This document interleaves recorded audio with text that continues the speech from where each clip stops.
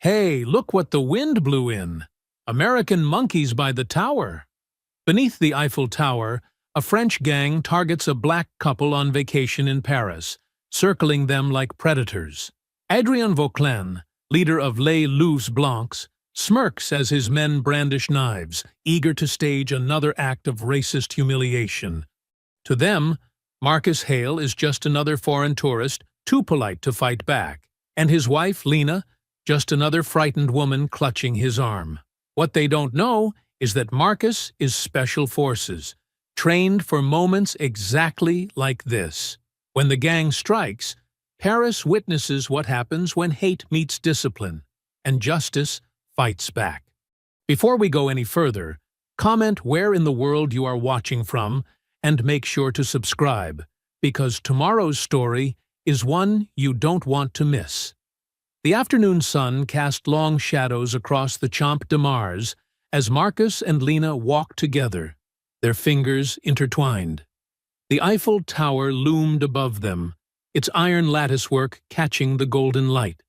Tourists milled about, taking selfies and spreading picnic blankets on the grass. "Je voudrais," Marcus started, then stumbled over the French words. Lena squeezed his hand and laughed softly. "Your accent is still terrible after all these years." "That's why I married a smart woman," he replied with a gentle smile. "You can do the talking." They stopped to take photos, Lena positioning Marcus just right, so the tower framed him perfectly. The peaceful moment shattered when angry voices cut through the ambient chatter of the crowd. A group of young white men in matching white tank tops had surrounded a black street performer. Their matching outfits weren't a coincidence. This was Les Loups Blancs, the White Wolves. Marcus noticed them first, his body tensing slightly as he watched them shove the performer. "Marcus," Lena whispered, gripping his arm. "Let's just walk away." But the gang had already spotted them. One of them nudged their leader, Adrien Vauquelin, and pointed. Adrien's handsome face twisted into an ugly smirk as he turned away from the performer and focused on the couple. "Look what we have here," Adrien called out in accented English. "More American tourists who think they own Paris." His followers laughed, spreading out to block potential escape routes. Several pulled out phones, pointing their cameras at Marcus and Lena. "Your English is as bad as my French," Marcus replied evenly, though Lena could feel the tension in his muscles. Adrien's eyes narrowed. He stepped closer, his gang moving with him. "We don't want your kind here," he spat, dropping any pretense of civility. The racial slurs that followed made Lena flinch. Tourists nearby began to stare. Some pulled out their phones to record, but none stepped forward to help. Adrien noticed the attention and played to his audience, spreading his arms wide. "Let's show them how Paris welcomes Americans," he announced.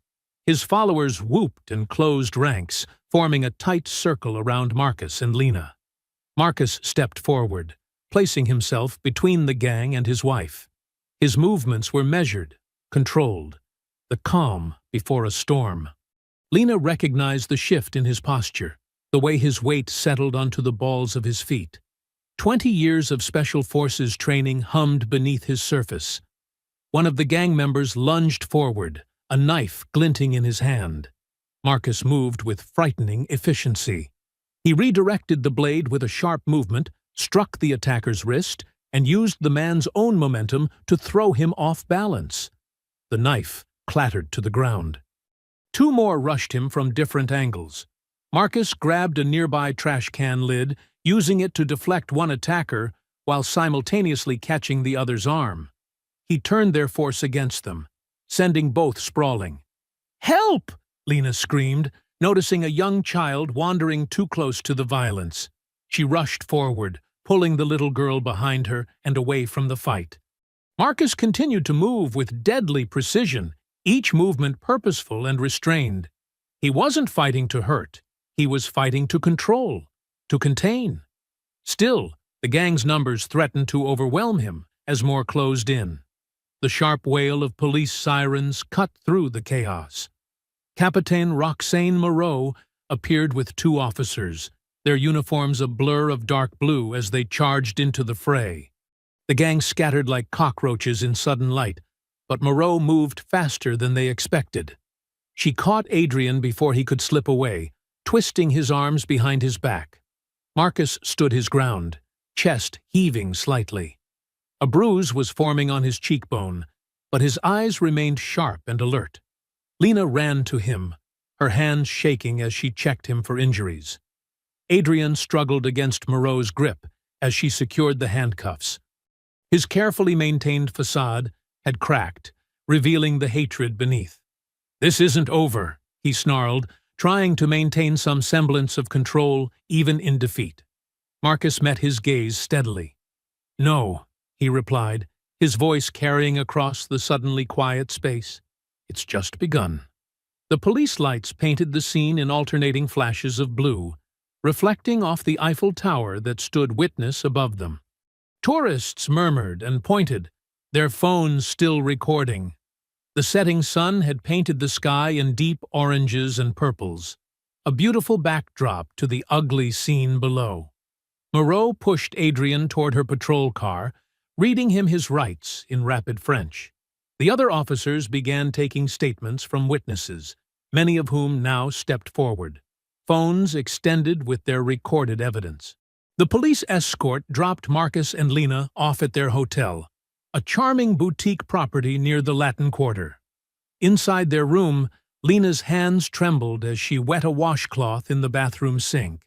Marcus sat on the edge of the bed, his usual stoic demeanor firmly in place despite the events of the afternoon. "Let me see your sleeve," Lena said, her voice unsteady. A streak of dried blood marked the cuff of his light blue shirt. "It's not mine," Marcus assured her, but he held still as she dabbed at the stain. Her medical training from her museum preservation work showed in her careful movements. "I know it's not yours," she replied. "That's what worries me. You could have really hurt them." Marcus caught her hand, stilling its nervous motion. "I didn't. That's what matters. It's fine. It's over." Lena met his eyes, seeing the quiet strength there that had first drawn her to him. After 20 years of marriage, she could read the subtle signs of tension around his mouth, the way his shoulders remained squared even in their private space. A knock at the door made them both start. Capitaine Moreau stood in the hallway, her professional demeanor softened slightly by genuine concern. "I hope I'm not interrupting," she said in careful English. "I need your statements while the details are fresh." They invited her in. The captain pulled out a small recorder and notepad, settling into the room's single armchair, while Marcus and Lena sat together on the bed. "Please, tell me everything you remember," Moreau prompted. "Even small details could be important." Lena described the initial confrontation, her historian's eye for detail, providing a clear timeline. Marcus added his observations about the gang's coordinated movements, their practiced intimidation tactics. "They've done this before," he concluded. "This wasn't random." Moreau nodded, making notes. "We've had incidents, but witnesses often withdraw their complaints. Evidence disappears." Her tone suggested this wasn't accidental. When they finished, Moreau handed them her card. "Email me any videos you took, or ones you see posted online. I'll make sure they go directly to the prosecutor's office." She paused, choosing her words carefully. "Some people in Paris, they have influence.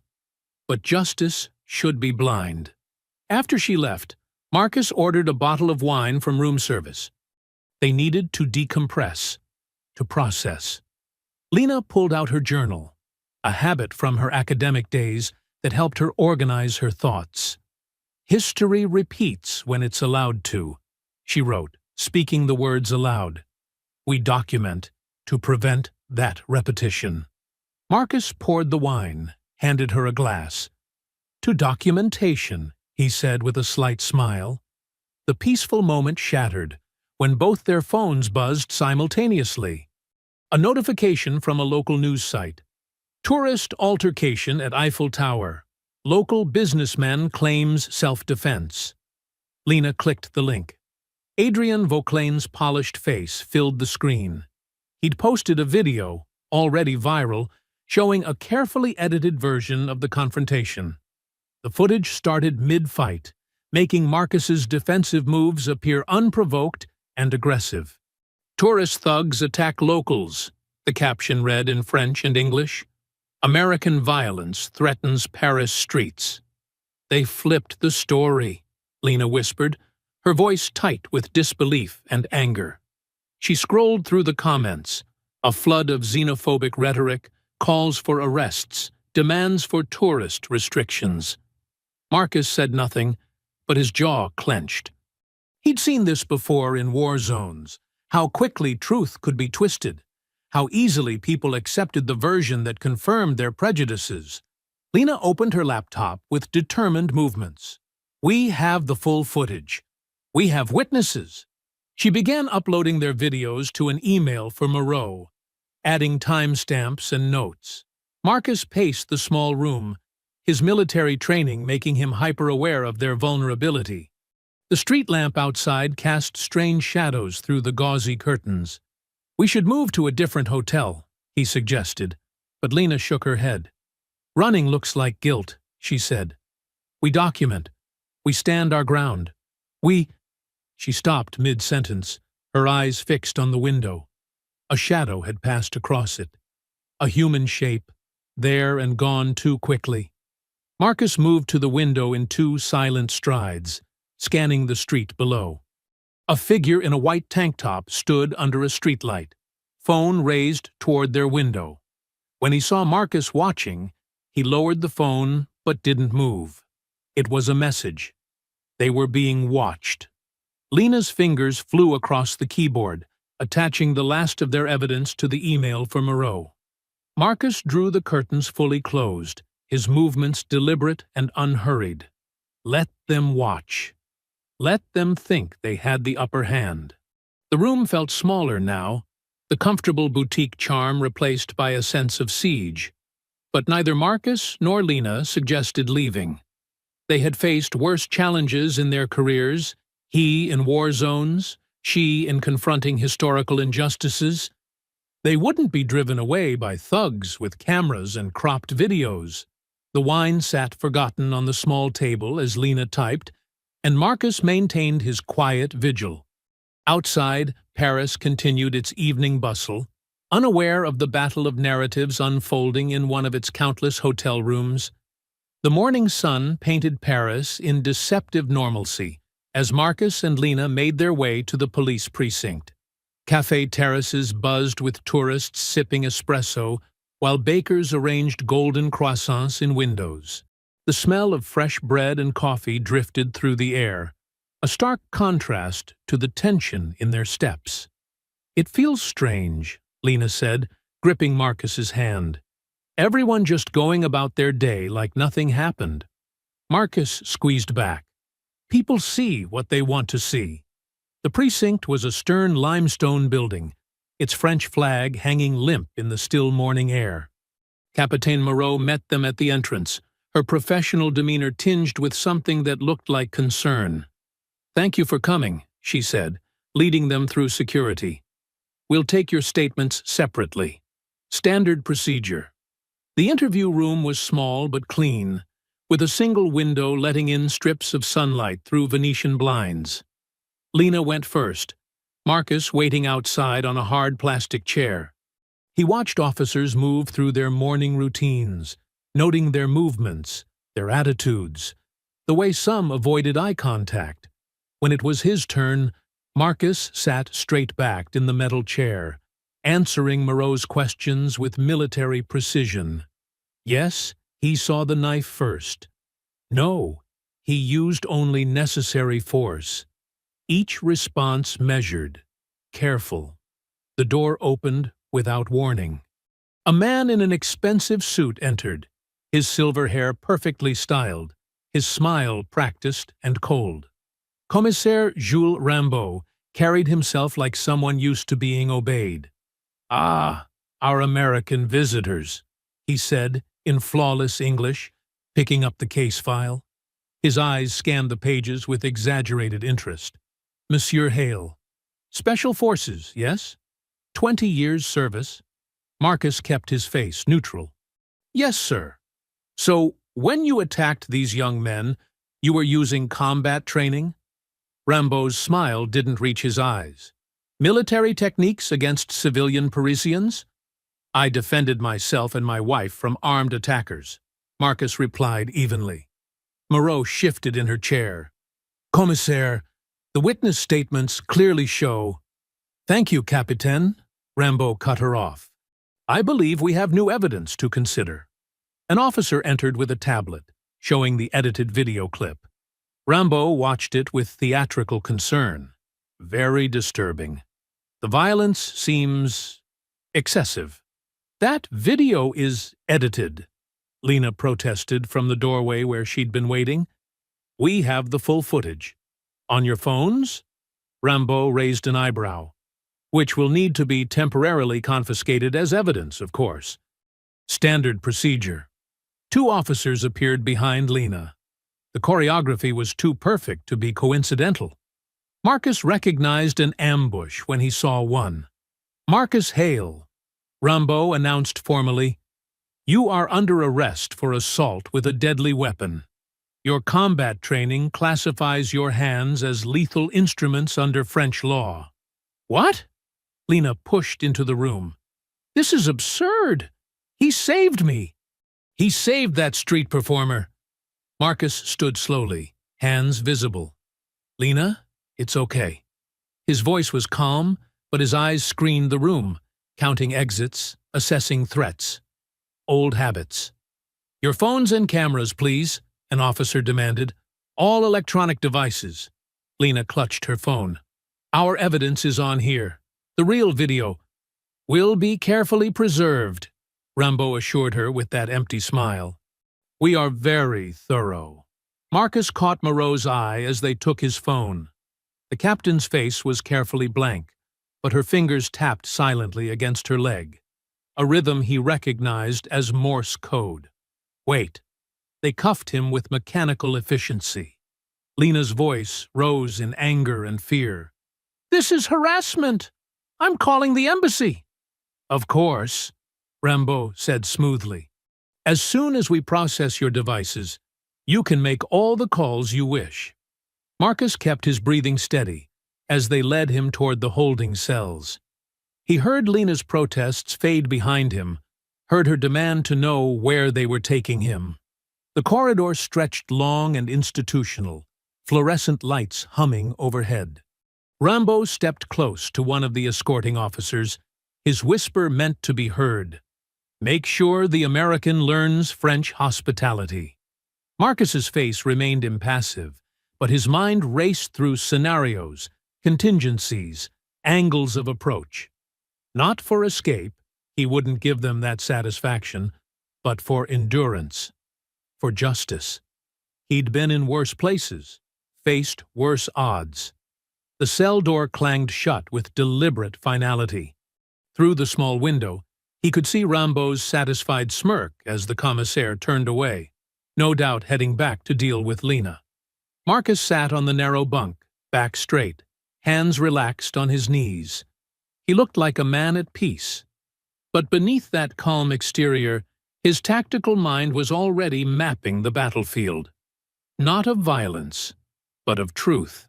They'd made one crucial mistake. They thought they were caging a soldier. They hadn't realized they were trapping themselves with a strategist. Through the cell window, he could see a slice of Parisian sky, blue and indifferent. Somewhere out there, Lena would be planning, documenting, refusing to be silenced. And Moreau's tapped message played in his mind. Wait. Sometimes, he knew, victory came not from fighting, but from letting the enemy think they'd won. The concrete cell smelled of bleach and despair. Marcus sat perfectly still on the thin mattress, his back straight against the wall, eyes closed but mind alert. He counted the rhythmic rattles from the ventilation system overhead. 1, 2, 3, a meditation in monotony that kept his thoughts sharp. A young guard passed by, radio crackling at his hip. "Hey, terroriste noir," he sneered through the bars. "Comfortable?" Marcus didn't flinch, didn't open his eyes. The guard's footsteps faded down the corridor, replaced by the steady count of vent rattles. 4, 5, 6. His thoughts drifted to Afghanistan, to lessons learned in combat that most wouldn't understand. How silence could be deadlier than any weapon.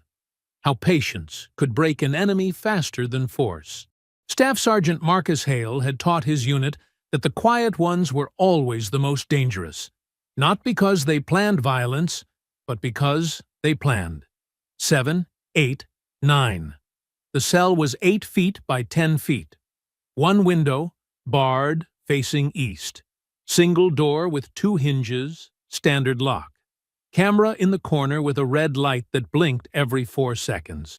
He had mapped every detail without seeming to look, just as he'd been trained. Down the hall, voices echoed. "L'Américaine est revenue." The American woman is back. Lena. His jaw tightened slightly, but his breathing remained steady. 10, 11, 12. In the precinct lobby, Lena stood at the front desk, her historian's composure cracking under frustration. "I demand to speak with someone from the U.S. Embassy. It's my right as an American citizen." The desk sergeant barely looked up from his computer. "The embassy has been notified. They will contact you when—" "When what?" Lena's voice rose. "When you've finished destroying our evidence? When you've buried the truth about what really happened?"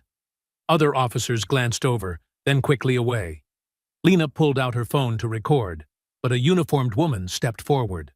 "No cameras in the precinct, madame." "Of course not," Lena said bitterly. "Can't have proof of what happens here, can we?" She stepped outside to call Capitaine Moreau, who answered on the second ring. "Dr. Hale, I'm so sorry. This wasn't my order. Rambeau went over my head." "They're going to hurt him," Lena said, her voice tight with fear and rage. "Your husband is stronger than they know," Moreau replied carefully. "Trust that I'm working on this. Just keep everything you do visible. Public." Back in his cell, Marcus had shifted to push-ups. The mechanical rhythm helped focus his mind. 1 set for each deployment. Iraq, Syria, Somalia, Afghanistan. Places where he'd learned that victory often meant outlasting, not outfighting. The afternoon light slanted through his window when the janitor came to mop. An older man with kind eyes who worked with careful, deliberate movements. As he passed Marcus's cell, a small piece of paper fluttered from his pocket. Marcus waited until the janitor was gone before retrieving it. The note was simple. "Capitaine says keep faith. Watch camera 14. He glanced at the camera in his cell. Number 12. 14 would be in the hallway then, covering the main corridor. He allowed himself a small smile. Moreau was clever. That evening, while Marcus counted his 107th vent rattle, Lena sat in their hotel room surrounded by printouts, notes, and her laptop. She'd spent hours documenting everything, building a timeline of events, cross-referencing witness accounts. Her phone buzzed with a message from an unknown account. "You want proof? Meet me at Café Marianne tomorrow. Don't bring cops." Her finger hovered over the delete button, but then another message appeared. "I was there. Under the masks. I know what really happened." Lena's heart raced as a third message came through. "I can't sleep since that day. My sister saw the video and asked why I hurt people. I need to make it right." The sender's name appeared. Etienne Marchal. She recognized it immediately. One of the masked attackers, barely more than a boy. His face had slipped free during the fight, showing eyes wide with fear before he'd pulled the mask back up. In his cell, Marcus completed another set of push-ups. 13 sets now. The night guard passed, younger than the morning shift, nervous. No slurs from this one. Just quick glances and quicker steps. Marcus settled back on his bunk. Eyes closed, but mind racing. He could feel the pieces moving, the invisible currents of justice finding their way through the cracks in corruption's walls. Lena would be working, he knew. Documenting? Building their case. And Moreau. She was positioning something with that camera 14. The vent rattled again. 108. 109. Each count a reminder that patience was its own weapon. That truth, like water, would find its way through any barrier if you gave it time. Somewhere in Paris, a young man named Etienne stared at his phone, fingers trembling as he waited for Lena's response. And in her hotel room, Lena studied his messages, weighing risk against necessity, fear against hope. The night deepened. Marcus counted rattles. Lena gathered evidence. Etienne waited for an answer. And above them all, the Eiffel Tower's lights swept across a city where justice and injustice played their eternal game of cat and mouse through darkened streets and quiet cells. The afternoon sun cast long shadows through the windows of Café Marianne as Lena sat at a corner table, her back to the wall. She'd chosen this spot carefully. Clear view of both entrances, close to the kitchen exit. Marcus would have approved. Her hands wrapped around a cooling cup of coffee, more for comfort than caffeine. Every time the door chimed, she tensed. Young men in hoodies weren't uncommon in Paris, but she studied each one, searching for those haunted eyes she'd glimpsed beneath a mask during the attack. A waitress approached. "Another coffee, madame?" "Non, merci," Lena replied, checking her phone again. No new messages from Etienne since his morning confirmation. The door chimed. A slight figure in a gray hoodie entered, head down, shoulders hunched. He paused just inside, scanning the room with quick, nervous movements. When his gaze met Lena's, she saw recognition flash across his face. And fear. Etienne approached her table like a spooked deer, ready to bolt at any sudden movement. Up close, he looked even younger than she'd expected. Barely out of childhood, with acne-marked cheeks and bitten fingernails. "Sit," she said softly in French. "Would you like something to drink?" He shook his head, perching on the edge of his chair. His eyes darted constantly to the windows, the door, the other customers. "I shouldn't be here," he mumbled. "If Adrienne finds out." "But you are here," Lena said, keeping her voice gentle but firm. "That takes courage." Etienne's laugh was bitter. "Courage? I held the phone while they—" He swallowed hard. "While we hurt people, filmed it, posted it, called it defending France." "Tell me how it started," Lena prompted, sliding her phone onto the table, recording app open. Etienne stared at it for a long moment before nodding slightly. "I was 16 when Adrian first messaged me, on social media. He said—" his voice cracked. "He said I could be part of something important. That France needed strong young men to protect her culture." In his cell, Marcus lay on his bunk, appearing to rest. The small mirror shard he'd worked loose from the bathroom fixture caught afternoon light from his window. With precise, almost imperceptible movements, he angled it toward camera 14 in the corridor. 3 short flashes. Pause. Too long. Pause. 3 short again. An old signal pattern, modified for this new purpose. If Moreau had someone watching that feed, they'd understand. Back at the cafe, Etienne's words tumbled out faster now, as if confessing brought its own momentum. At first it was just meetings, talks about French pride, about protecting our neighborhoods. Then came the social media campaigns, the videos. He pulled his sleeves over his hands, a childlike gesture. Adrian said we needed to show people the truth about immigrants, about people like you. But it was all lies. We'd provoke them, edit the footage, make them look violent, like you did with my husband, Lena said quietly. Etienne flinched. "I didn't know he was military. None of us did. We thought—" He trailed off, ashamed. It doesn't matter what we thought. We were wrong. All of it was wrong. His hand disappeared into his hoodie pocket, emerging with a small USB drive. He placed it carefully on the table between them, like it might explode. Everything's here. Original footage, group chats, financial records. Adrian pays people to edit the videos, pays police to look away. His voice dropped to a whisper. Some nights, after the clubs close, they do worse things. Much worse. Lena reached for the drive, but Etienne's hand shot out, grabbing her wrist. His eyes were wide with panic. My sister, he said. Promise you'll help her. She's 14. If Adrian finds out I talked. He released Lena's wrist, leaving behind white pressure marks. He knows where she goes to school. What's her name? Marie. She's all I have left since Maman died. Lena met his frightened gaze steadily. I promise, Etienne. We'll protect her. He nodded once, standing abruptly. I have to go. Don't try to contact me again. I'll find a way to reach you if it's safe. In his cell, Marcus continued his patient signaling. Flash, flash, flash. Pause. Flash, flash. The afternoon light was perfect now, catching the mirror shard just right. He'd been at it for hours, knowing that persistence mattered more than speed. Etienne slipped out through the cafe's kitchen exit, hunching deeper into his hoodie. Lena watched him go, the USB drive heavy in her hand. Outside, a sleek black car idled in the alley, its tinted windows reflecting the setting sun.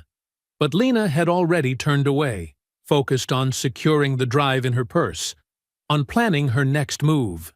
She left money for her coffee, gathering her things with deliberate calm. The promise she'd made to Etienne weighed on her. Another life now tied to their fight for justice.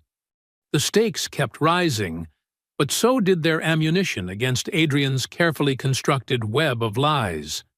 The hotel corridor felt endless as Lena rushed toward their room, her heart pounding. Capitaine Moreau walked beside her, keys jingling in her hand. Remember, Moreau warned, this is temporary. He cannot leave the hotel. She unlocked the door. One mistake, and Rambaud will have him back in that cell. Marcus stood by the window, silhouetted against the Paris skyline. He turned at their entrance, and Lena saw the shadows under his eyes, the new tension in his jaw. But he was here. He was safe. She crossed the room in 3 steps and wrapped her arms around him. His embrace was gentle, careful. She felt the stiffness in his shoulders, evidence of rough handling in the cell. I'm okay, he murmured into her hair. I'm right here. Moreau cleared her throat softly. Your passport is in police custody, Monsieur Hale. You'll sign these papers agreeing to remain in the hotel until your hearing. She placed a stack of documents on the desk. And officially, I'm required to tell you not to interfere with an ongoing investigation. Her slight emphasis on officially didn't go unnoticed. Marcus signed where indicated, his movements measured and calm. Unofficially, Moreau continued, even quieter. You didn't win yet. You just bought time. She glanced at the security camera in the hallway. Use it wisely. After she left, Lena pulled the USB drive from her purse. Etienne gave us everything, Marcus, all their original footage. They set up Lena's laptop on the small hotel desk, shoulders touching as they leaned in to watch. The first video showed Adrian addressing his followers in a dimly lit basement. His charisma was obvious, gesturing passionately, drawing his audience in with practiced charm. France bleeds while politicians talk, he declared. We are the medicine. File after file revealed the gang's methods. They'd scout tourist areas, targeting people of color, or those speaking foreign languages. Each attack was carefully filmed, then edited to make the victims appear aggressive. Some clips showed Adrian directing reshoots, demanding more dramatic angles. Stop, Marcus said after an hour, rubbing his eyes. We need to organize this systematically. Lena nodded, already creating folders on her desktop. Attacks, financial records, communications. Her historian's training took over, cataloging evidence with precise attention to detail. The financial records were encrypted, but patterns emerged. Regular payments to PR consultants who matched known video editors, security companies that employed off-duty police, and one recurring name caught their attention. RJM Consulting. Jules Rimbaud, Lena breathed. The commissaire. Marcus studied the numbers. Monthly payments. Large ones. They worked through the night, preparing files for Camille Delatour, a journalist Lena had worked with before. Someone who wouldn't sensationalize, who would understand the importance of timing and verification. We need to be careful, Marcus said, watching Lena draft their press statement. One wrong move. I know. Lena's fingers paused over the keyboard. But we can't let them bury this. Not again. The statement took shape slowly. No accusations, just facts. Dates, times, verifiable incidents. A pattern of organized harassment, documented meticulously. Around 3 a.m., Marcus ordered room service coffee. They sat on the bed with their cups, surrounded by notes and timeline drafts. What did they do to you in there? Lena finally asked, touching his bruised wrist. Nothing I haven't handled before. His smile was tired, but genuine. I had good training in patience. Dawn began to pale the sky outside their window. They'd separated the evidence into 3 secure uploads. One for Camille, one for Moreau, one for their lawyer.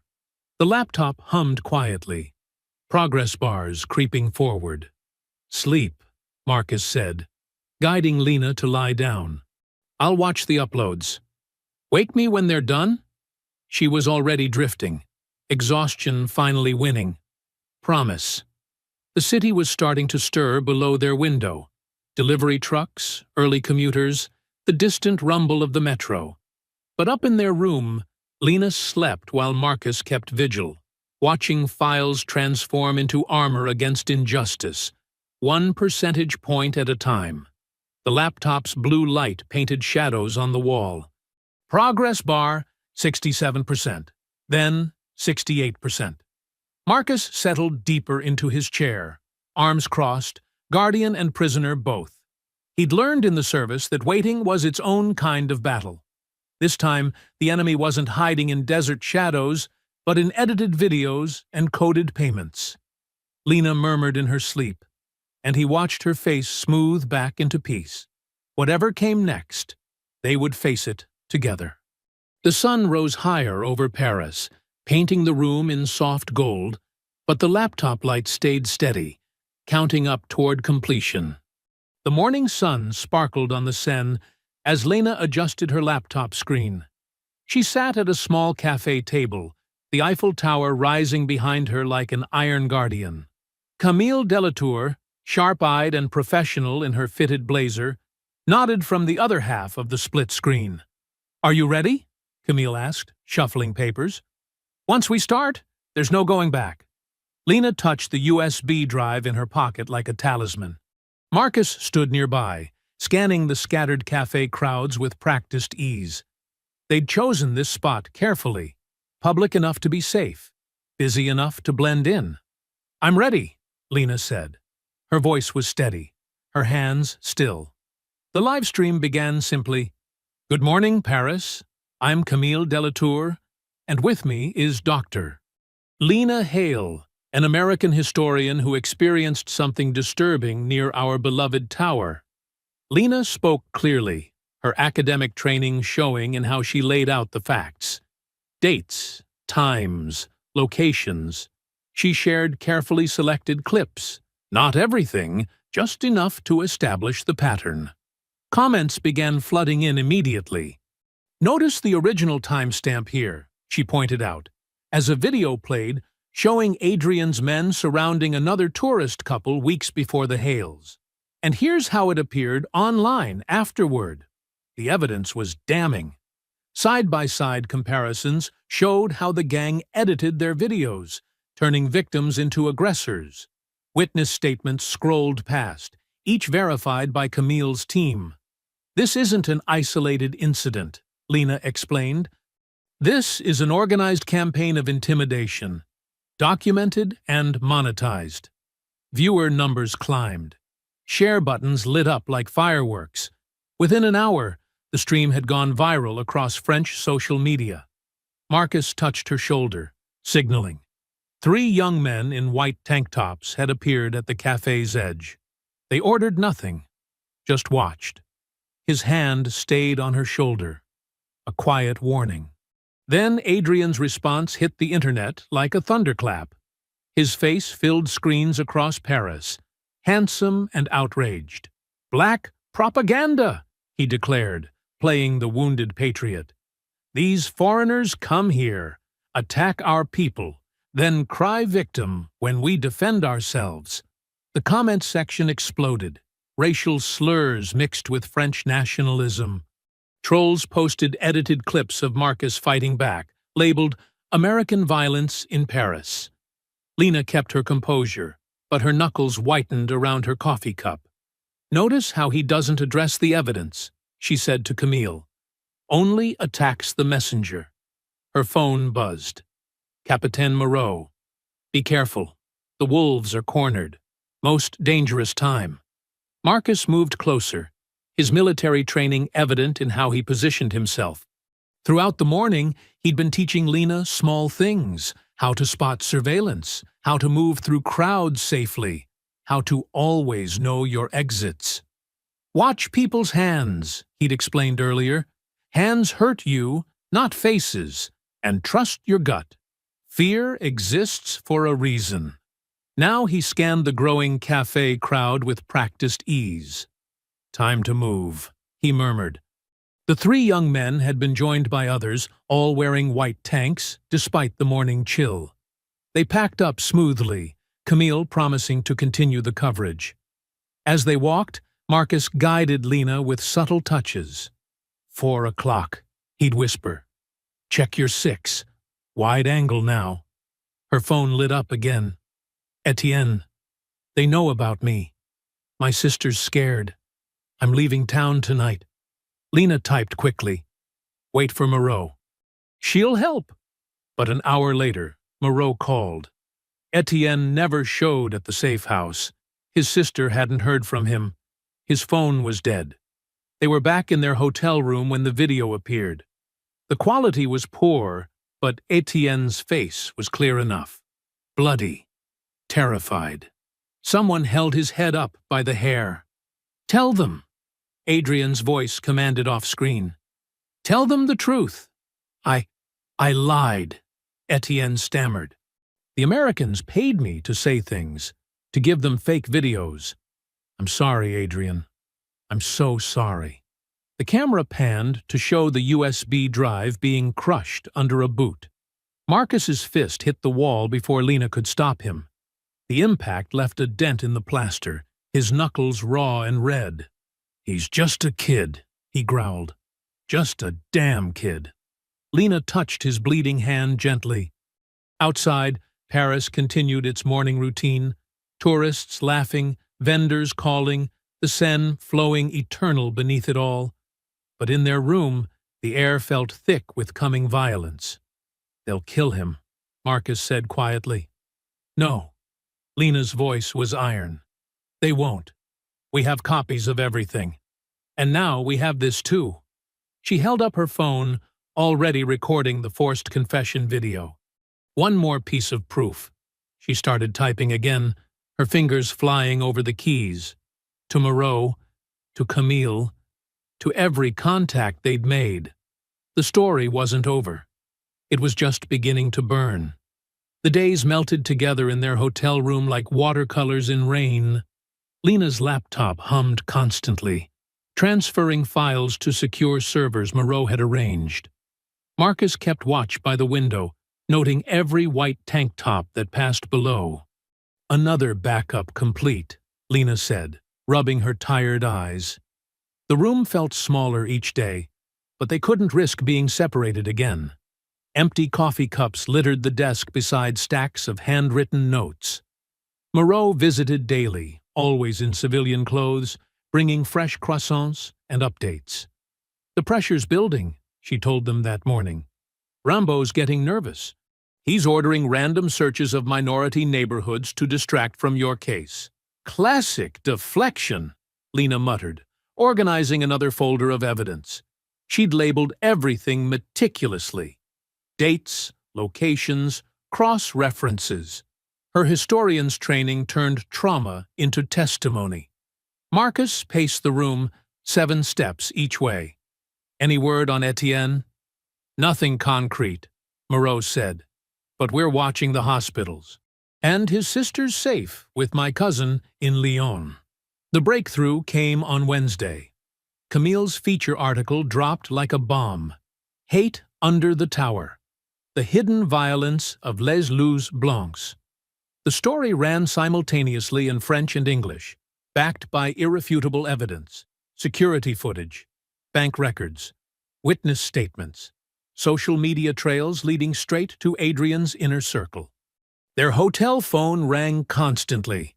Other journalists, lawyers, activists. Lena handled the calls while Marcus coordinated with Moreau's trusted officers, building a protection network for their growing list of witnesses.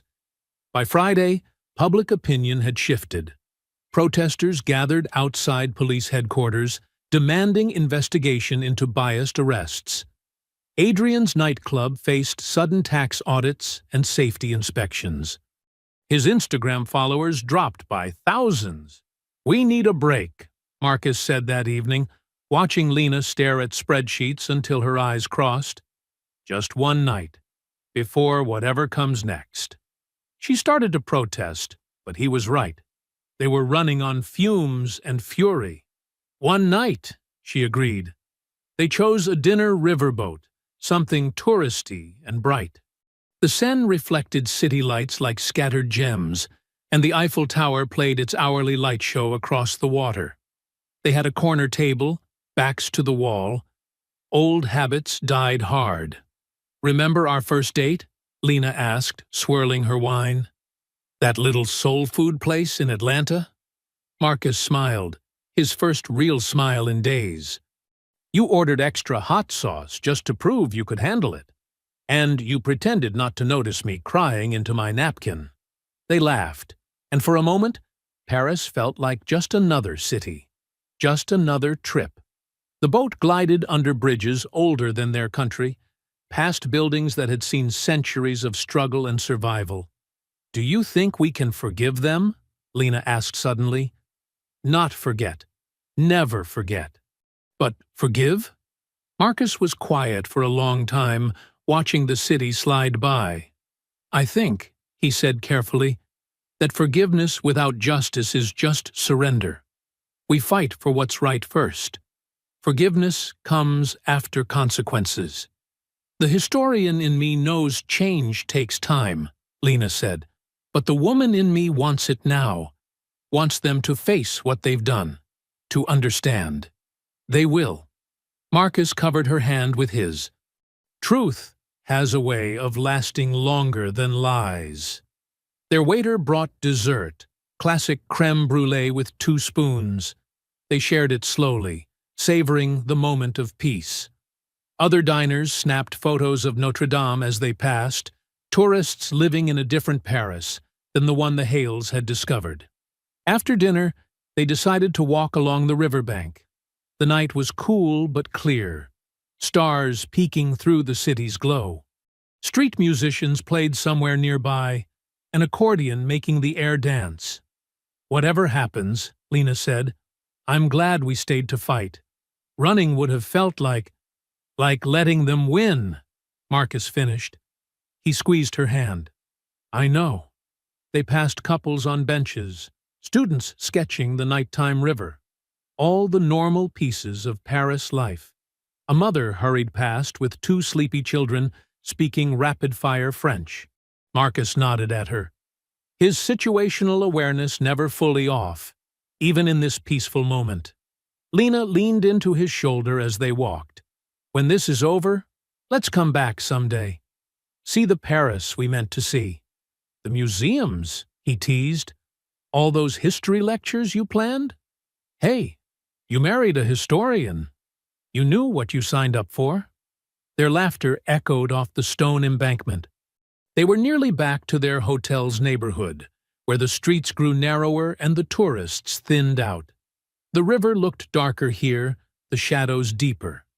A few scattered raindrops fell, making circles on the water. Marcus instinctively moved them closer to the buildings, away from the exposed riverbank. Old training. Stay near cover. Somewhere ahead, tires squealed on wet cobblestones. Headlights suddenly blazed around the corner, far too fast for the narrow street. A white van skidded to a stop, blocking their path. The side door slammed open. Dark figures poured out, faces hidden behind familiar masks. The white wolves had returned. The van's headlights turned the rain into blinding sheets. Marcus's muscles tensed as he recognized the white masks emerging from the shadows. 6 men. 8. More spreading out to cut off escape routes. "Behind me," he ordered Lena, but she was already moving. Years of marriage had taught her to read his tone. They backed away slowly, his body angled to shield her. Steel glinted in the streetlights.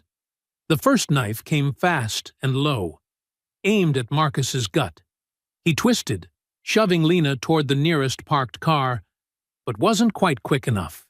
The blade sliced through his jacket sleeve, drawing a hot line of pain across his bicep. "Get down!" he shouted, ducking behind the car's hood as another attacker lunged. The knife sparked off metal where his head had been. Marcus grabbed the man's wrist, yanking him forward into a brutal knee strike. The blade clattered to the wet pavement. Lena pressed herself against the car's tire, fumbling for her phone. "Police!" She started to dial, but a boot kicked it from her hand. It skittered under the vehicle. Marcus was pure focused violence now. He caught the next attacker's knife arm, twisted until something popped, and used the man's momentum to flip him onto the van's hood. The impact dented metal. Another wolf charged. Marcus caught him in a headlock, using him as a human shield against 2 more advancing blades. "The bag!" someone shouted in French. "Get the woman's bag!" Rough hands grabbed at Lena's shoulder strap. She held on, knowing what the drives contained, but a punch to her ribs made her gasp and lose her grip. Her laptop bag disappeared into the crowd of masks. "No!" She lunged after it, but Marcus pulled her back as another knife slashed through the space she would have occupied. Slow footsteps approached through the chaos. The masks parted, and Adrian Vauquelin emerged, elegant in a tailored coat that seemed to repel the rain. He held Lena's bag like a trophy. "A historian should know," he said, his accent precise and mocking, "that some stories are better left untold." He reached into the bag, removing her phone and external drives. With theatrical flourish, he smashed the phone against the ground, then dropped the drives and crushed them under his heel. "Say hello to your history, madam." Lena's throat tightened. Weeks of evidence, testimonies, lives laid bare, ground into the wet street. Marcus tensed beside her, calculating odds, but there were too many. They had planned this well. Sirens wailed in the distance. Adrian's smile widened. "Right on schedule." He gestured, and his men melted back into the van. The engine roared to life. "This isn't over," Marcus growled, still protecting Lena with his body. "Oh, but it is," Adrian replied. "Your word against mine. And in this city—" He shrugged elegantly and stepped into the van. It peeled away, leaving rubber streaks on the cobblestones. Police lights painted the scene in strobing blue. Commissaire Rimbaud emerged from the first car, his concern as artificial as his smile. "Madam, Monsieur Hale, are you hurt? This is terrible. Simply Terrible. Capitaine Moreau arrived seconds later, her civilian car screeching to a stop. She took in the scene with sharp eyes, Marcus's bleeding arm, Lena's crushed phone, the tire marks still fresh on the street. "I'll need statements," Moreau began, but Rimbaud cut her off with a raised hand. "Non, Capitaine. This case is now a matter of national security." His smile didn't reach his eyes. "We can't have foreign agents disrupting the peace with unfounded accusations." "Foreign agents?" Lena's voice shook with fury. "They attacked us. They destroyed evidence." "Evidence of what, madame?" Rimbaud spread his hands innocently. "I see only a regrettable street crime.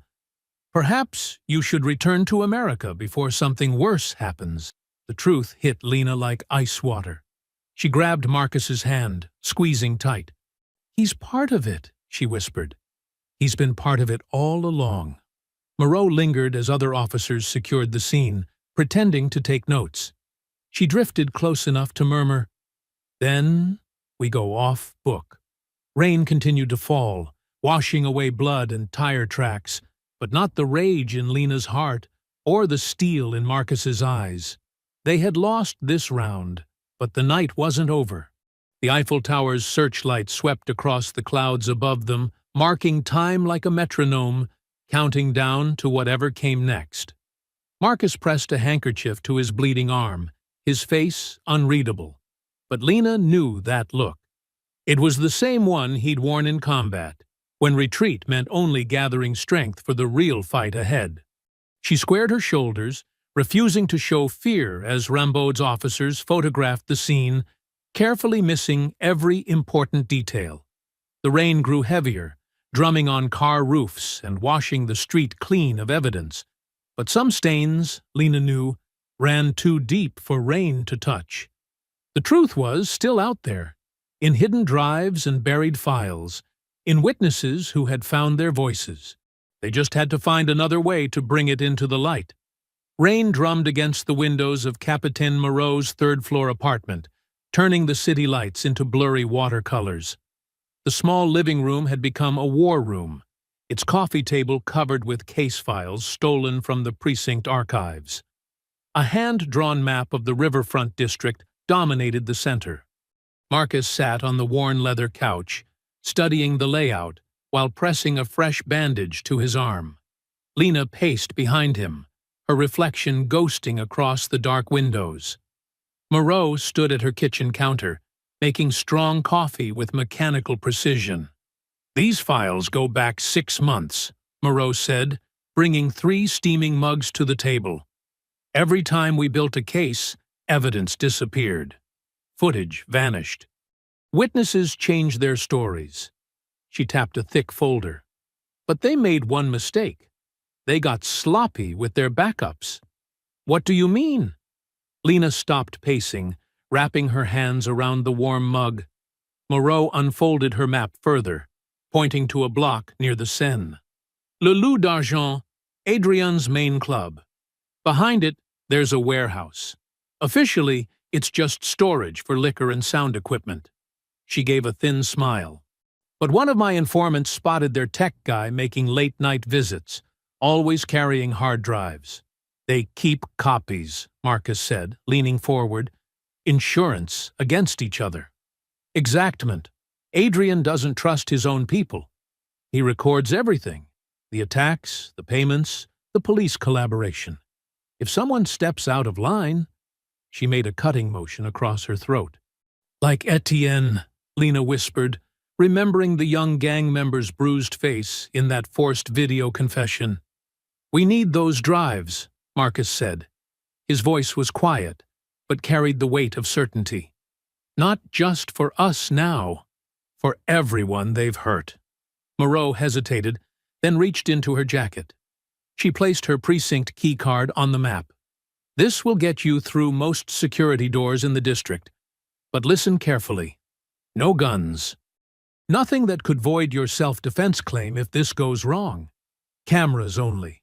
Marcus nodded, already cataloging resources. "We'll need different tools, simple ones, untraceable. For the next hour, They gathered supplies from around Moreau's apartment and a late-night hardware store. Rope, utility flashlights, basic tools. Marcus paid special attention to 2 fire extinguishers, checking their pressure gauges. "The powder creates confusion," he explained, seeing Lena's questioning look. "Better than smoke in enclosed spaces. Non-lethal, but effective." Lena set up her laptop, fingers flying across the keyboard. "I'm programming a dead man's switch. If we don't return to manually stop it by dawn, everything we know goes public. To journalists, human rights organizations, even Interpol." "Smart," Moreau approved. "But be careful with the timing. Dawn Patrol changes shifts at 5:30. That's your window." Marcus laid out their improvised gear on the coffee table, organizing it with military precision. Zip ties, work gloves, a small medical kit, everything chosen to subdue without permanent harm. He'd learned long ago that true strength meant knowing when not to use it. "The warehouse has 3 exits," Moreau continued, tracing routes on her map. "Main loading dock faces the river. Side door to the alley. Emergency exit to the club's back lot. Security cameras on all of them. But they're basic systems, more for show than serious surveillance." "Guards?" Marcus asked, testing the strength of a length of rope. "2 regular night watchmen, plus whoever Adrian has watching his insurance policy." She shrugged. "After tonight's attack, he might have more." Lena stopped typing and looked up. "We could wait. Find another way." "No." Marcus's tone was firm but gentle. "They're scared now, making mistakes, and Etienne needs help before they decide to silence him permanently." The rain intensified, rattling against the windows. In the distance, a boat horn echoed off the Seine's dark waters. Moreau gathered the files, securing them in a hidden panel behind her bookshelf. "I'll be in my car near the North Bridge," she said. "Radio silent unless there's an emergency. If you're not out by 5:15, I call in a random drug raid. That should buy you coverage to escape." They packed their supplies into nondescript gym bags. Lena did one final check of her laptop's dead man's switch, then closed it with determination. "All set. All. If anything happens to us, the truth still gets out." The drive to the docks was quiet, broken only by the rhythm of windshield wipers and the occasional police siren in the distance. Paris's nightlife glittered around them, oblivious to the tension in Moreau's unmarked car. The Eiffel Tower's searchlight cut through the rain clouds, briefly illuminating the warehouse's dark bulk ahead. Le Loup d'Argent's neon wolf sign cast a silver glow over wet cobblestones, its eyes seeming to follow their approach. Moreau pulled into a shadowed spot with a clear view of the loading dock. "Remember, in and out. Evidence only. No heroics." Marcus squeezed Lena's hand, feeling the strength in her answering grip. The simple gold of their wedding bands caught the faint light. "No more running," he said quietly. Their eyes met in the rear-view mirror, and Moreau saw what made them dangerous. Not anger or vengeance, but the steady flame of justice that no amount of rain could extinguish. The warehouse rose before them like a metal glacier, its corrugated walls sweating in the summer rain. Security lights cast angular shadows across loading bays and dumpsters, while distant music from Le Loup d'Argent throbbed through the walls. Marcus pressed against the wet brick, scanning the perimeter with practiced eyes. Lena stayed close behind him, both gym bags slung across her shoulder. Her heart hammered, but her hands remained steady.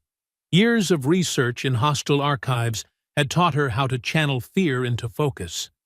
Marcus held up 3 fingers, then pointed to a side door partially hidden behind a stack of empty kegs.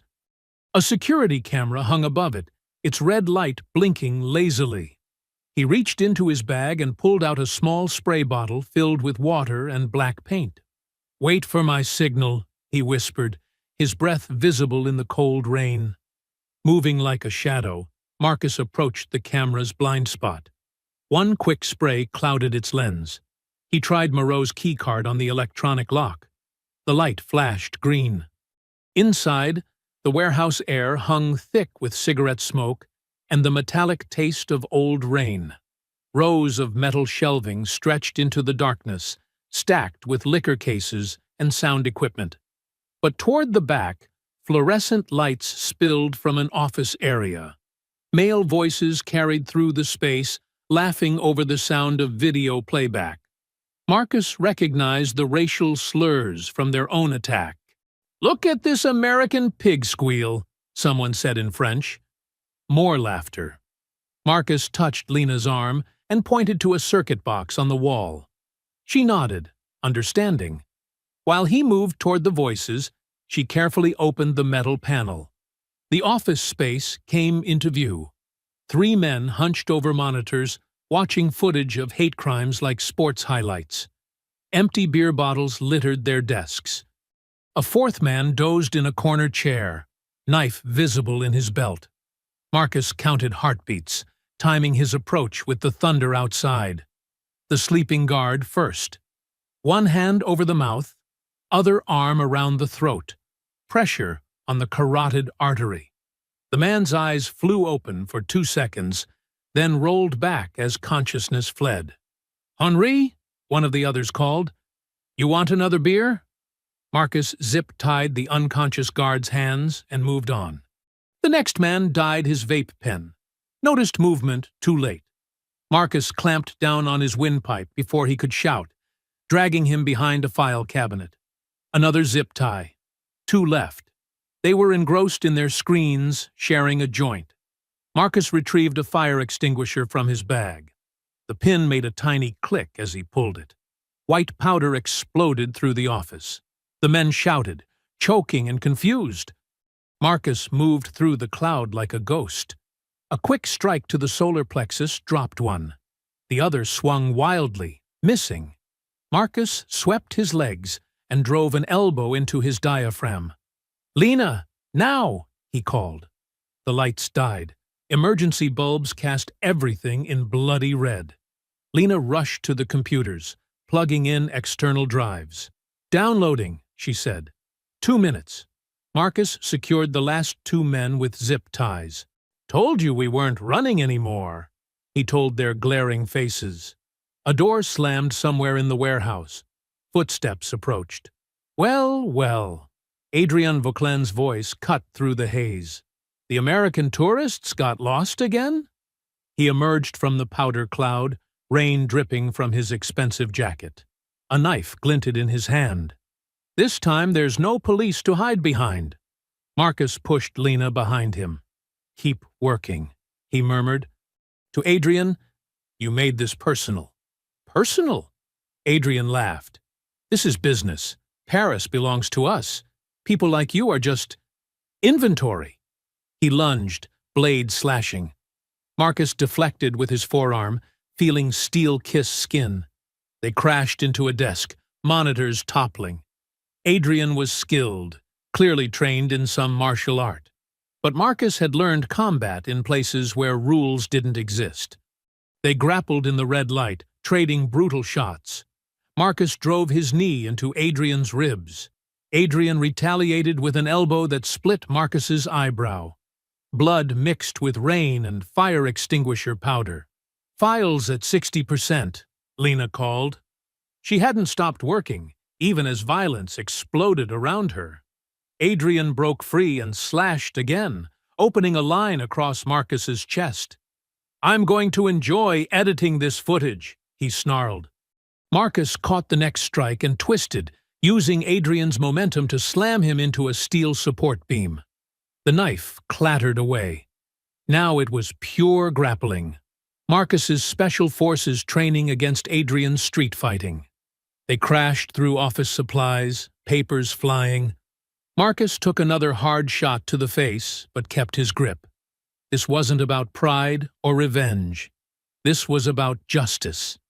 The fight moved into the rain through a broken window. Adrian tried to slip free, but Marcus had him now. A precise leg sweep, an armbar, and suddenly Adrian was face down in a puddle, gasping. Marcus wrenched his arms back. "Learn your place," he growled, snapping handcuffs around Adrian's wrists. He dragged the gang leader back inside and secured him to his own desk. "Download complete," Lena announced. Thunder punctuated her words like an exclamation point. Lena's fingers hovered over her phone, rain dripping from her sleeve onto the screen. The livestream app blinked red, waiting. She drew in a deep breath and pressed start.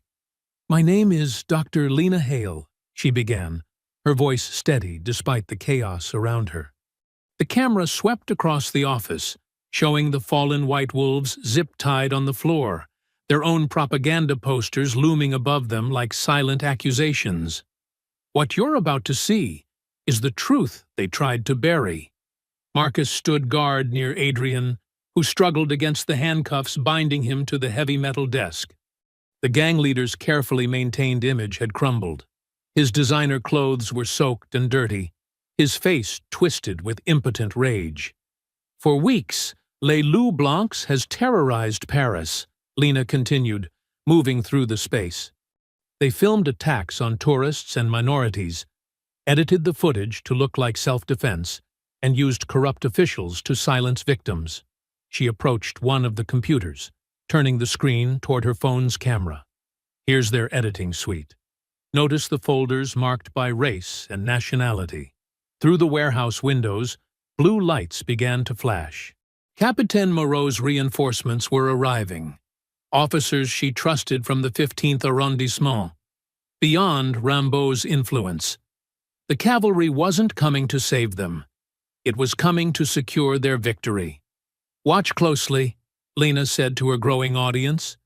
She tapped keys, bringing up side-by-side footage of their own attack. Original video on the left, their edited version on the right. See how they cut the beginning, their knives, their threats. They turned victims into villains with a few mouse clicks. The view count ticker in the corner of her screen began to climb. 1,000, 5,000, 20,000. Adrian spat curses in French. "You think this matters? No one will believe. The metadata doesn't lie," Lena cut him off, her voice sharp as steel. "Every original file, every edit timestamp, every location tag. It's all here, streaming to secure servers across 3 continents." A phone buzzed, Adrian's, sitting on his desk. The screen showed Commissaire Rimbaud's name and photo. Lena picked it up, letting her camera focus on the caller ID. "Good evening, Commissaire," she answered, putting it on speaker. "I'm afraid Mr. Vauclain can't come to the phone right now. He's busy being documented." "Madame Hale." Rimbaud's voice dripped with false concern. "You're making a serious mistake.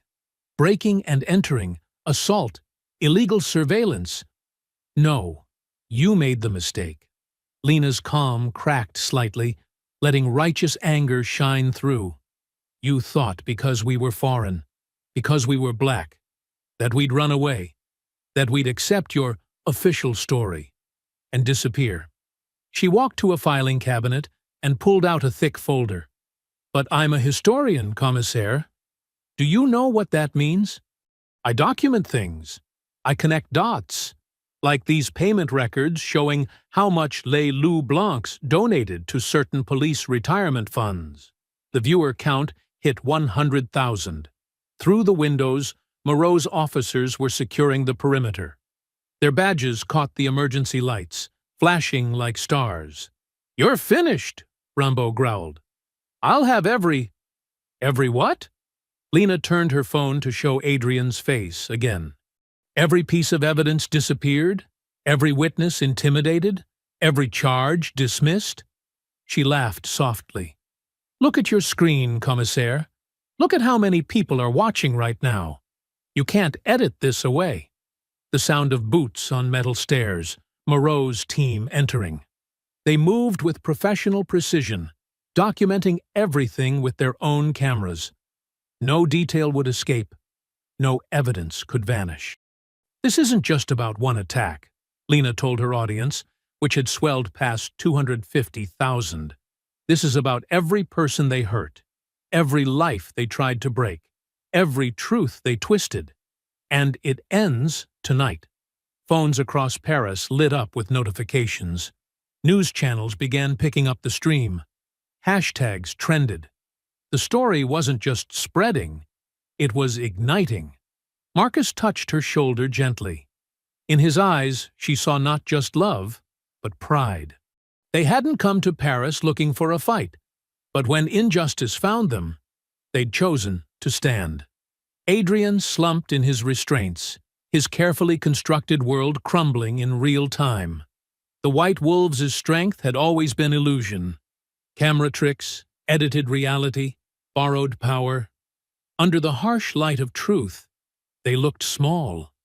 To everyone watching, Lena said, her voice growing stronger, if you've been attacked, if you've been silenced, if you've been made to feel like a stranger in this city, come forward. The evidence is secure. The truth is live. And we're done letting them write the story. She panned across the office one final time, letting the world see what happened when hate lost its hiding places. On screens across Paris, in cafes and homes, on phones and tablets, the image blazed like dawn breaking. The viewer count passed 500,000. Moreau entered with her officers, nodding to Lena. No words were needed. The captain's presence said everything. The system might bend toward corruption, but it could also bend toward justice, if enough people refused to look away. Within minutes, the warehouse transformed into a storm of activity. Media vans screeched to a halt outside, their spotlights cutting through the rain like searchlights. Reporters sprinted through puddles, microphones thrust forward like spears, shouting questions in French and English. Capitaine Moreau directed her officers with calm efficiency. Secure the premises. Document everything. She gestured to the computer terminals. Tech team, start imaging those drives. Nothing disappears. The White Wolves sat in a row against the wall, zip-tied and sullen, their white tank tops now grimy and wet. Police photographers captured every angle. Their faces, their tattoos, the propaganda posters above them. No detail would escape the record. Marcus leaned against a filing cabinet, pressing a hand to the slash across his chest. The cut wasn't deep, but blood had soaked through his shirt. A medic tried to approach. He waved her off. Take care of anyone else first. His eyes never left Adrian. Lena's live stream continued to explode. Comments flooded in from across Paris, then Europe, then globally. Victims began sharing their own stories, timestamps and locations matching perfectly with the warehouse's database of attacks. You need to stop that stream, Adrian snarled, still cuffed to the desk. This is illegal surveillance. No, Moreau cut him off, reading from a warrant she'd obtained through trusted channels. This is the execution of a lawful search based on probable cause, and everything we're finding matches victim statements going back months. An officer called out from one of the computers. Capitaine, payment records, encrypted but recoverable. Regular transfers to offshore accounts, linked to... He looked up, face grim. Police pension funds. The warehouse doors burst open. Commissaire Rimbaud stormed in, rainwater dripping from his expensive coat. What is the meaning of this unauthorized? He froze, finally registering the media presence, the cameras, the documenting officers. Jules? Moreau's voice carried across the space. So glad you could join us. This is outside your jurisdiction, he blustered, trying to regain composure. I'm ordering you to... Actually, a new voice interrupted. Everyone turned. The Paris public prosecutor stood in the doorway, flanked by judicial police. Captain Moreau's actions fall precisely within her authority to investigate organized criminal enterprises. He held up his phone, showing the live stream. Particularly when evidence of corruption emerges in real time. Rambo's face went from red to ash white as his name appeared in the scrolling payment logs now flooding social media. That's clearly fabricated. I demand— You demand nothing. The prosecutor nodded to his officers. Commissaire Jules Rambo, you are under arrest for corruption, obstruction of justice, and conspiracy to commit hate crimes. The sight of Rambo being handcuffed sent shockwaves through the warehouse. Several of the younger wolves began to weep, their false bravado crumbling. They were just boys, really, seduced by hatred, and now facing its consequences. Moreau approached Adrienne, keys in hand. Stand up slowly. She removed the desk cuff, but kept his hands bound.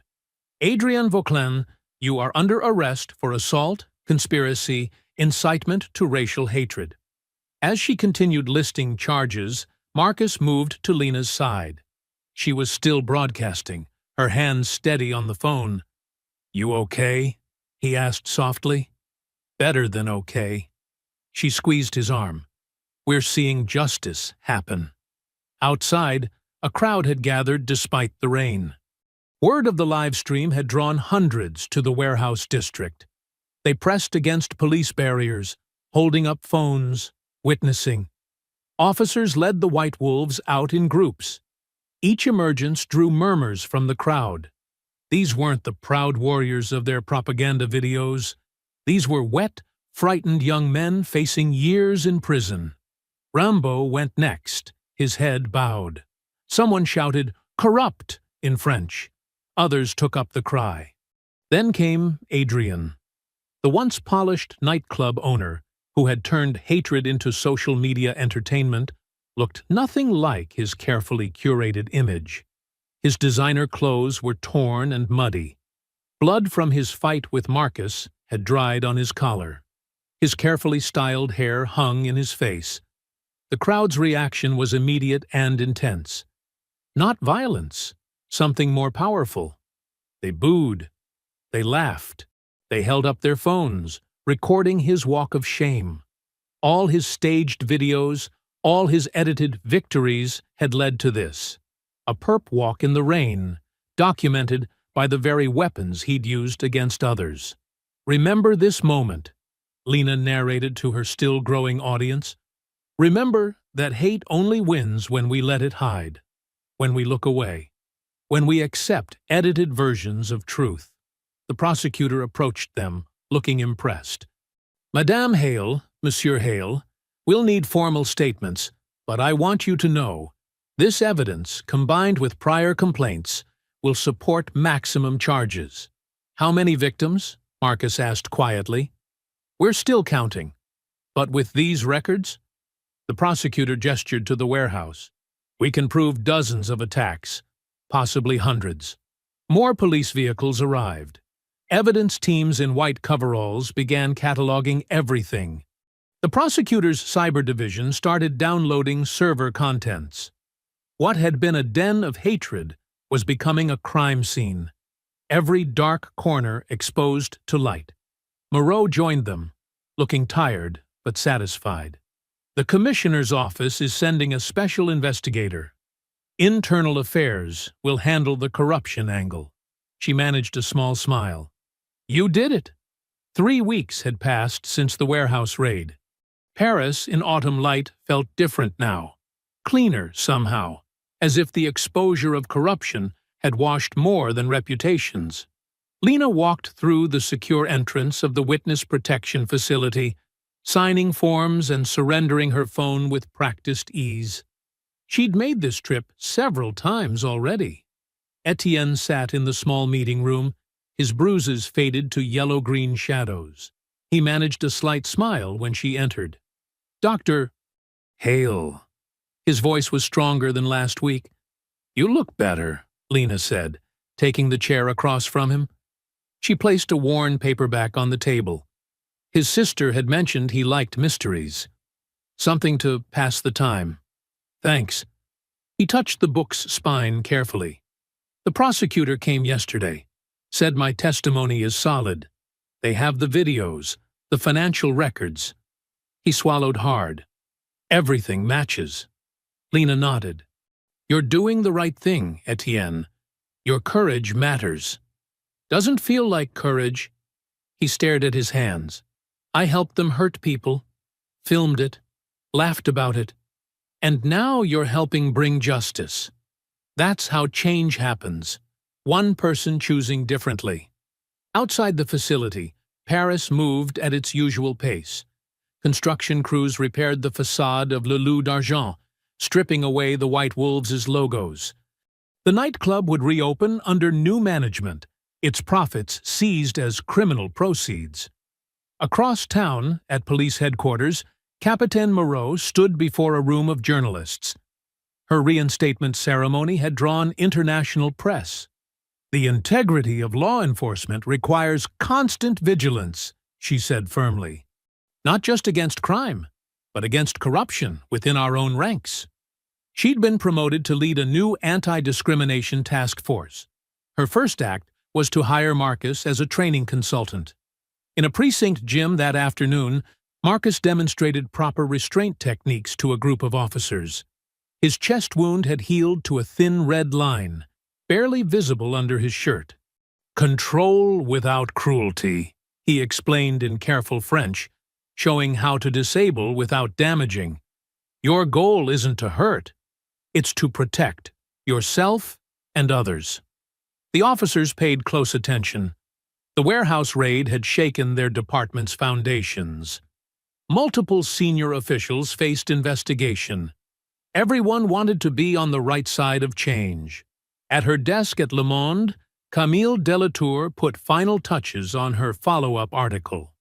The Wolves' Fall had gone viral globally, sparking investigations of similar groups across Europe. Her phone buzzed with another interview request, this time from the BBC.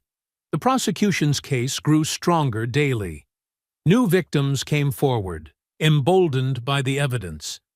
Adrian's lawyers looked increasingly desperate as charges mounted. Assault, conspiracy, money laundering, hate crimes. Rimbaud hadn't fared better. Internal Affairs found decades of corruption. Cases buried, evidence lost, bribes laundered through shell companies. His blue wall of silence had crumbled as junior officers rushed to testify. In his protective custody cell, Etienne picked up the mystery novel Lena had brought. My sister, is she still safe? She's thriving, Lena assured him. The scholarship program placed her in a good school. New friends, good grades. She didn't mention the security detail that still watched the girl's apartment. Some precautions would remain necessary. I keep thinking about that night at the warehouse, Etienne said quietly. When they made me record that video, saying I lied about them, I thought, this is who I became. Just another coward hurting people. But you chose differently, Lena reminded him. When it mattered most, you chose truth. He nodded slowly. The prosecutor says I'll testify next month. After that, maybe witness relocation. A fresh start. You'll have support. Whatever you need to build a new life. That evening, as sunset painted the sky rose gold, Marcus and Lena sat at a small cafe near the Eiffel Tower. The same spot where everything had begun. But the fear was gone now, replaced by calm certainty. They watched tourists pose for photos, children chase pigeons across the grass. A street performer played guitar, his case open for tips. No one harassed him. No phones recorded mockery. Strange, Marcus mused, how normal it all looks. Lena sipped her wine. Normal is what we make it. Every day. Every choice.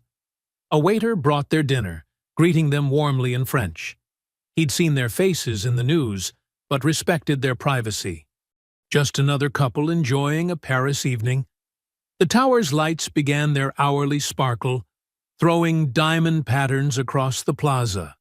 Marcus reached across the table, covering Lena's hand with his own.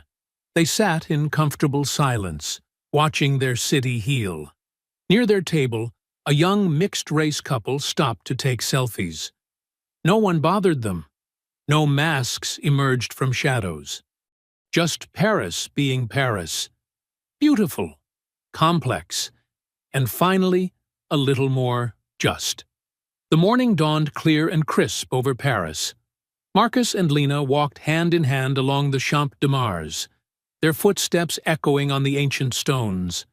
The grass sparkled with dew, and the early light caught the tower's iron lattice, making it gleam as if freshly forged. Lena wore a light scarf against the autumn chill, the same deep blue as the morning sky. Marcus moved easier now, his injuries fully healed, though he still unconsciously touched the spot on his chest where the scar remained. "Remember our first morning here?" Lena asked, leaning into his shoulder. "Before everything?" Marcus nodded. "Feels like years ago, not weeks." A young couple approached them hesitantly, speaking in accented English. "Excuse me, are you the ones from the video? The warehouse?" Lena smiled warmly. "Yes, that's us. We wanted to say thank you," the woman said, her eyes bright. "My brother was attacked last year. No one believed him. But after your story," she touched her heart, "now everyone knows the truth." More people began to recognize them as the morning crowds grew. A student from Senegal showed them his acceptance letter to the Sorbonne. "I was afraid to come before. Now I know there are people who will stand up." An elderly Parisian woman pressed Marcus's hand. "My grandson is mixed race. He walks taller now, knowing what you did." They accepted each thanks with grace, deflecting praise toward Moreau, toward Etienne, toward all who had helped expose the truth. But the gratitude kept flowing, from tourists and locals, from people of all colors who had felt the weight of silence lift. Near the carousel, a street artist had painted a mural, the tower rising from broken chains, its lights spelling justice in a dozen languages. Children posed for photos beside it, while their parents explained in whispers what had happened here. "Strange to be part of history," Marcus mused, watching a tour guide point out the spot where they'd first faced the wolves. "Usually, I'm the one keeping to shadows. Sometimes the light finds us," Lena replied. She'd already been contacted by 3 universities about documenting the case. Justice isn't perfect, but it's public. They passed a newspaper kiosk, where headlines announced Rimbaud's upcoming trial. The evidence chain had expanded, revealing decades of coordinated harassment. Other cities were launching investigations, breaking similar rings of corruption. A group of students recognized Lena from her live-stream testimony. One girl, barely older than Etienne's sister, asked shyly for a photo. "You showed us how to fight with truth." Marcus stepped back, letting Lena have her moment. He watched her explain to the students how documentation could become ammunition, how history repeated only when people looked away. Her voice carried the same passion that had first drawn him to her years ago. The tower's morning shadow stretched across the grass like a sundial marking time. Tourists lined up for the elevators, their chatter a mix of languages and laughter. No fear, no tension, just the normal bustle of a city at peace with itself. They found a quiet bench near the fountains. Marcus bought them coffee from a vendor who refused payment. "For the heroes," he insisted in rapid French. "We're not heroes," Lena told him. "We just refused to be victims." Marcus squeezed her hand. "Same thing, sometimes." They watched the sunrise paint the city gold. Each landmark held different memories now. The Seine, where they'd been ambushed, glittered innocently. The warehouse district was just another part of the skyline. Even the precinct where Marcus had been held looked smaller, less threatening. A police patrol passed, nodding respectfully. They recognized Moreau's new trainees, wearing body cameras, walking in pairs, stopping to chat with vendors and families. Small changes, but meaningful ones. The morning grew warmer. Children chased pigeons while their parents spread blankets on the grass. A street musician set up his guitar, playing gentle jazz that floated on the breeze. No one filmed him mockingly. No gang gathered to drive him away. Lena touched the tower's iron base, feeling its steady strength. "Remember what you said that first night? This isn't over?" "Meant it differently then," Marcus admitted. "Was thinking about survival, not change. Sometimes they're the same thing." Above them, the tower caught the full morning light, its fresh paint gleaming. The same structure that had witnessed their darkest moment now stood as testament to their endurance. Its lights would still flicker each evening, but they would shine over a different Paris, one that had faced its shadows and chosen light. Marcus and Lena walked on, their path taking them toward the river. The water caught the tower's reflection, breaking it into countless golden pieces that danced and reformed. Like truth, like justice, fragmented sometimes, but impossible to drown. Each step felt lighter now. The fear had burned away, leaving something stronger. They had come to Paris as tourists and become witnesses instead. The city had tried to break them, but in surviving, they had helped break something worse: the silence that protected cruelty. The tower rose behind them, its iron bones unchanged, but its meaning transformed. It would stand long after their story faded into history, but for now, it bore witness to a simple truth: they were seen. They always will be. I hope you enjoyed that story. Please share it with your friends, and subscribe so that you do not miss out on the next one. In the meantime, I have handpicked 2 stories for you that I think you will enjoy. Have a great day.